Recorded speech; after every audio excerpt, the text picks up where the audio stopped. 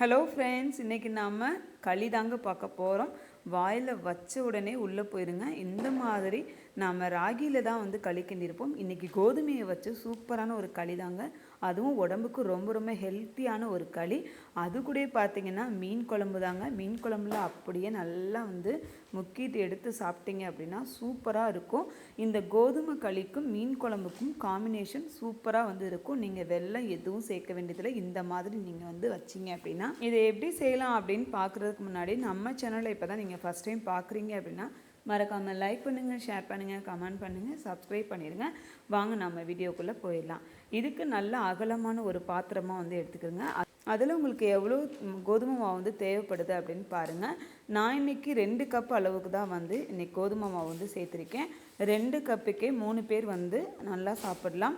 உங்களுக்கு வந்து இந்த கப்பை வந்து அளவு வச்சுக்கிறோங்க. அதே மாதிரி தண்ணியும் வந்து நம்ம அளந்து தான் இன்றைக்கி வந்து ஊற்ற போகிறோம். 2 கப்பு மாவுக்கு 4 கப்பு அளவுக்கு இன்றைக்கி வந்து தண்ணி வந்து சேர்க்க போகிறேன். 1 கப்பு நீங்கள் வந்து பெரிய ஆளுக்கு வந்து செய்ய போகிறீங்க அப்படின்னா சின்ன கப்பு தான். இதில் வந்து பார்த்திங்கன்னா 100 மாவு தான் வந்து நம்மளுக்கு வந்து பிடிக்கும். நீங்கள் வந்து அளந்துக்குருங்க. ஒரு ஆளுக்கு வந்து 100 மாவு அந்த மாதிரி அளந்துக்குங்க. இல்லைன்னா உங்களுக்கு வந்து கொஞ்சமாக வேணும் அப்படின்னா அதை விட கம்மி பண்ணிக்கிறேங்க. இப்போ நான் வந்துட்டு 2 கப்பு அதாவது 200 மாவு வந்து எடுத்திருக்கேன். இதுக்கு வந்து 1/2 லிட்டர் அளவுக்கு வந்து தண்ணி ஊற்றிக்கிறேங்க. இது எப்படி நீங்கள் சொல்கிறீங்க 200 மாவுக்கு 400 தண்ணி தானே அப்படின்னு சொன்னீங்க அப்படின்னு கேட்பீங்க. ஃபைனலாக நம்ம ஒரு 100 மில்லி வந்து தண்ணி வந்து சேர்க்க போகிறோம். அதனால் மொத்தமாக வந்து 500 மில்லி அதாவது 1/2 லிட்டர் தண்ணி வந்து நம்ம வந்து சேர்க்க போகிறோம். இப்போ வந்து 400 மில்லி அளவு தண்ணியை வந்து அதில் வந்து ஊற்றிட்டு நல்லா வந்து கரைச்சி விடணுங்க. இதில் வந்து கட்டிப்படாமல் வந்து கரைக்கணும். ஏன்னா நம்ம வந்து கோதுமை மாவு வந்து அப்படியே போட்டோம் அப்படின்னா அங்கங்கே வந்து இந்த மாவு வந்து தேங்கிடும். அதனால் உங்களுக்கு என்ன ஆகுனா கட்டி கட்டியாக வந்து நிற்க ஆரம்பிச்சிடும். இப்போ நாம் நல்லா வந்து கரைச்சாச்சுங்க. கரைச்சதுக்கு அப்புறமா நீங்கள் வந்து அடுப்பை வந்து ஆன் பண்ணிடுங்க. ஆன் பண்ணிவிட்டு நீங்கள் முதல்ல இருந்தே ஃபைனல் வரைக்கும் லோ ஃப்ளேமில் அதாவது ஃபஸ்ட்டு வந்து மீடியம் ஃப்ளேமில் வந்து வச்சுக்கிறோங்க. அப்புறம் வந்து பார்த்திங்கன்னா லோ ஃப்ளேமில் வச்சுட்டு நீங்கள் வந்து களியை வந்து கிண்ட ஆரம்பிக்கலாம். இப்போ இதுக்கு தேவையான அளவு வந்து உப்பு வந்து சேர்த்துக்கலாம். சேர்த்துட்டு நம்ம ஒரு ஸ்பூனை வச்சு தான் வந்து நல்லா வந்து கிண்ட போகிறோம். உங்கள்கிட்ட வந்து மத்து இந்த மாதிரி நீங்கள் வந்து களி கடையிறதுக்குன்னே மத்தெல்லாம் வந்து இருக்கும்.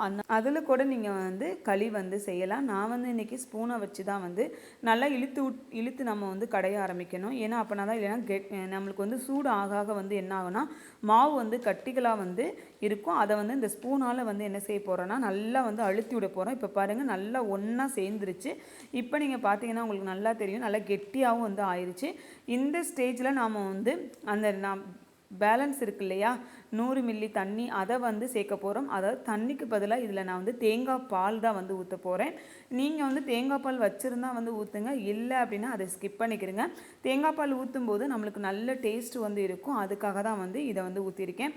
இப்போ பாருங்கள் இதில் வந்து தேங்காய் பால் வந்து 100 மில்லி அளவு தான் வந்து நம்ம வந்து எடுத்திருக்கோம். நிறையா வந்து எடுக்கல. இதை வந்து அதில் சேர்த்துட்டு திருப்பியுமே நம்ம வந்து என்ன செய்யலாம்னா கடைய ஆரம்பிக்கலாம். இப்போ நாம் கிண்டும்போது நல்லா அல்வா பதத்தில் வந்து இந்த கோதுமை களி வந்து வந்துருங்க. ரொம்ப டேஸ்ட்டாக வந்து இருக்கும். இதுக்கு வந்து நாம் வந்து வெல்லம் வச்சு சாப்பிட்லாம். இல்லை அப்படின்னா நீங்கள் நாட்டு சர்க்கரை வச்சு சாப்பிட்லாம். அதுவும் வேண்டாம், நீங்கள் இனிப்பு சாப்பிட மாட்டீங்க அப்படின்னா நான் செஞ்ச மாதிரி மீன் குழம்பு செஞ்சீங்க அப்படின்னா கண்டிப்பாக வந்து இதை ட்ரை பண்ணி பாருங்கள். இந்த கோதுமை வந்து எப்படி அரைக்கணும் அப்படின்னா கோதுமையை வந்து நல்லா வறுத்துட்டு களிக்குன்னே தனியாக வந்து அரைச்சி வைங்க. கோதுமை மாவு நீங்கள் வந்து பண்ணினீங்க அப்படின்னா லைட்டாக உங்களுக்கு வந்து இனிப்பாக இருக்கும். அதனால் நீங்கள் வறுத்துட்டு பண்ணினீங்க அப்படின்னா இனிப்பு இல்லாமல் சூப்பராக வந்து அந்த களி நல்லா வாசமாக வந்து இருக்கும். அதனால் கோதுமையை நல்லா வறுத்துட்டு அரைச்சி வச்சுக்கிறோங்க இந்த களிக்காகவே. இப்போ பார்த்தீங்கன்னா நல்லா வந்து ஒரு 5 மினிட்ஸ் நம்ம வந்து தேங்காய் பால் ஊற்றுனதுக்கு அப்புறமா நல்லாவே வந்து கிண்ட ஆரம்பிச்சிட்டோம். கிண்டினதுக்கப்புறம் நம்மளுக்கு அல்வா மாதிரி வந்து வந்துடும். இதை வந்து ஒரு 5 நிமிஷம் நாம் வந்து க்ளோஸ் பண்ணி வச்சிடலாம். நல்லா வந்து ஆறட்டும். இதை நீங்கள் வந்து இனிப்பு சாப்பிட போகிறீங்க அப்படின்னா இப்படியே எடுத்து வந்து நீங்கள் வந்து சாப்பிட்றலாம்.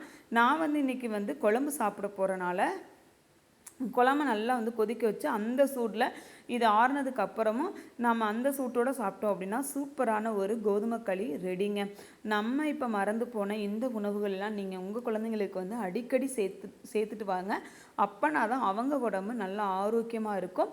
அவங்களுக்கு இந்த மாதிரி டிஃப்ரெண்ட்டாக ஒரு களி வந்து ரெடி பண்ணி கொடுங்க.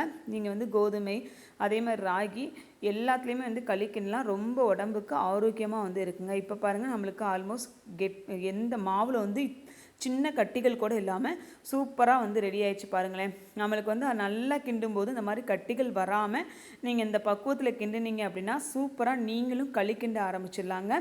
இப்போ நம்மளுக்கு களி ரெடி ஆயிடுச்சு. அது போல் பார்த்தீங்கன்னா குழம்பு வந்து ரெடி ஆயிடுச்சு. இன்றைக்கி நாம் சூடாகவே அப்படியே சாப்பிட போகிறோம். நீங்கள் வேணால் நல்லா ஆற வச்சுட்டு அப்புறம் கூட குழம்பு நல்லா சூடு பண்ணி சாப்பிட்டுக்குங்க. அப்படியும் சாப்பிட்லாம். இந்த களி வந்து என்னாகும் அப்படியே வந்து இருக்குங்க. நம்மளுக்கு வந்து சூடாக சாப்பிட்டாலும் சரி, நீங்கள் வந்து ஆற வச்சு சாப்பிட்டாலும் களியோட டேஸ்ட் வந்து மாறவே மாறாது. நீங்களும் இதே மாதிரி ட்ரை பண்ணுங்கள். ட்ரை பண்ணி பார்த்துட்டு எப்படி இருந்துச்சு அப்படின்னு மறக்காமல் கமெண்ட்டில் சொல்லுங்கள். வீடியோ பிடிச்சிருந்தது அப்படின்னா மறக்காமல் லைக் பண்ணுங்கள், ஷேர் பண்ணுங்கள், கமெண்ட் பண்ணுங்கள், சப்ஸ்கிரைப் பண்ணிடுங்க. ஓகே, பாய்.